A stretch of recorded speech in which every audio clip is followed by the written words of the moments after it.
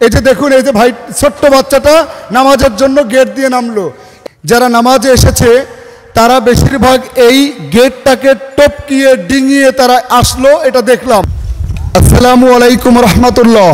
সম্মানিত উল্লাপাড়াবাসী, আমি এখন উল্লাপাড়া সরকারি আকবর আলী কলেজের সেকেন্ড গেটের সামনে। এই সেকেন্ড গেটটা হলো শ্যামলীপাড়ার এই পার্টে।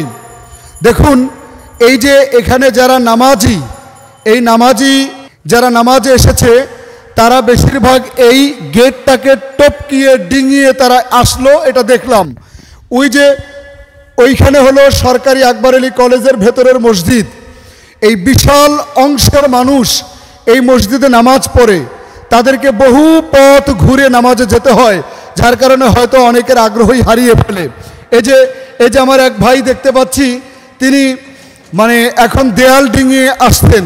তো আমার কথা হলো যে আপনারা একটু দেখেন, এই যে অংশ, এই অংশে শত শত পরিবার আছে, হাজার হাজার মানুষ আছে, হাজার হাজার শিক্ষার্থী আছে।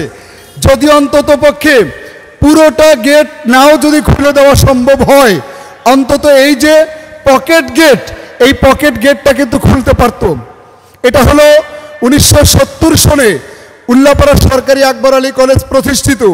5ই আগস্টের আগ পর্যন্ত এই পুরো গেটটাই খোলা ছিল, এখানে ছিল সুন্দর এনভায়রনমেন্ট। কিন্তু 5ই আগস্টের পরে এমন কেন বৈষম্য হলো? এমন এখানে কি রাজনীতি আছে যে বিশাল অংশের মানুষ তাদেরকে কলেজে আসতে হবে? এইখান থেকে আপনাদেরকে যদি দেখাই, এই যে বৃহৎ, এই যে প্রায় কয়েক মিনিটের পথ, এই লম্বা পথ পাড়ি দিয়ে ওই পার্শ্বে আকবর আলী কলেজের মেইন গেট, ওই মেইন গেট দিয়ে আসতে হয়।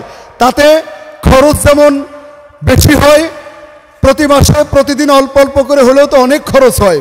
তো এই খরচ যেমন বেশি হয়, আবার শিক্ষার্থীরা ক্লান্ত হয়ে যায়, আগ্রহ হারিয়ে ফেলে। তো যার কারণে আমার কথা হলো, এই যে আমরা দেয়ালে দেখতে পাচ্ছি, এটা হলো রসায়ন ডিপার্টমেন্ট। এই রসায়ন ডিপার্টমেন্টে লেখা দেখেছি, সুস্থ দেহ সুস্থ মন, জানতে রসায়ন। তো জানতে রসায়ন যদি বলি, আগে সুস্থ সংস্কৃতি প্রয়োজন, সুস্থ মানসিকতা প্রয়োজন। আমরা কিন্তু এখানে দেখতে পাচ্ছি এই রসায়ন ডিপার্টমেন্টের দেয়ালে রক্তাক্ত জুলাই।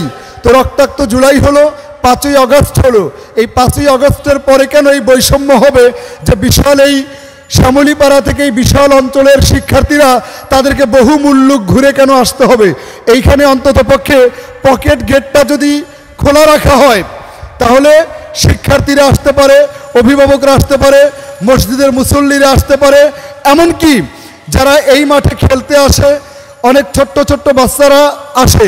এমনকি আরও একটা গুরুত্বপূর্ণ বিষয় হলো, অনেক মা বোনেরা যারা ওই গ্যাঞ্জামপূর্ণ যানজটপূর্ণ রাস্তা দিয়ে তারা হাঁটাহাঁটি করার জন্য যেতে পারে না, তারা এইটা হলে সকালবেলা ফজরে নামাজের পরে তারা একটু হাঁটতে পারে, সকালে হাঁটতে পারে। ওইদিকে তো সকালেও গ্যাঞ্জাম থাকে।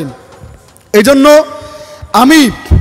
আমি অত্র কলেজের সম্মানিত প্রতিষ্ঠাতা জনাব এম আকবর আলী সাহেব সহ কলেজের কর্তৃপক্ষ, কলেজের প্রশাসন, সবার প্রতি বিনীত অনুরোধ রাখবো, এই যে দেখুন, এই যে ভাই ছোট্ট বাচ্চাটা নামাজের জন্য গেট দিয়ে নামলো, এইভাবে কিন্তু পুরো নামাজের সময়টা গেট দিয়ে পার হতেই থাকবে।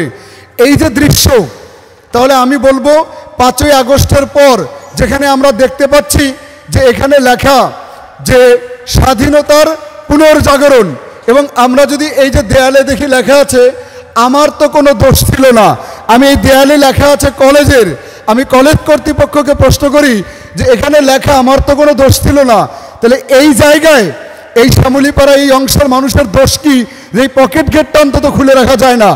আরও দেখেন, দুঃখজনক, আমার বাবার বয়সের একজন মানুষ, তিনি অপেক্ষা করতেছেন, তিনি এখন এই গেট পাড়ি দিয়ে তিনি কিন্তু এখন যাবেন মসজিদে। তাহলে এই যে বৈষম্য, কিন্তু কেন? বিধায় আমি বিনীত অনুরোধ রাখি প্রতিষ্ঠাতার কাছে, অনুরোধ রাখি কলেজ কর্তৃপক্ষের কাছে, অনুরোধ রাখি প্রশাসনের কাছে, আপনারা এই বিষয়টা অতি দ্রুত সুরাহা করবেন। আমরা আশা করি যে আমাদেরকে এই অঞ্চলের হাজার হাজার মানুষ নিয়ে এটার জন্য মানববন্ধন করতে হবে না, প্রতিবেদন করতে হবে না, অনুরোধ করতে হবে না, আন্দোলন করতে হবে না। সুষ্ঠু পরিবেশ তৈরির লক্ষ্যে বৈষম্যহীন কলেজ, বৈষম্যহীন শিক্ষা, বৈষম্য মুক্ত পরিবেশ তৈরি করতে অবশ্যই খুব দ্রুত পুরো গেটটা না খুললেও অন্তত দয়া করে অনুরোধ করি কলেজের এই পকেট গেটটা খুলে দিন। মানুষ এবং মানবতার কল্যাণ হোক। Education is the backbone of our nation, but the rules of regulation is weak, backbone is weak. দয়া করে ব্যাকবোনটাকে উইক করবেন না। ধন্যবাদ জানাচ্ছি। আমি এবিসি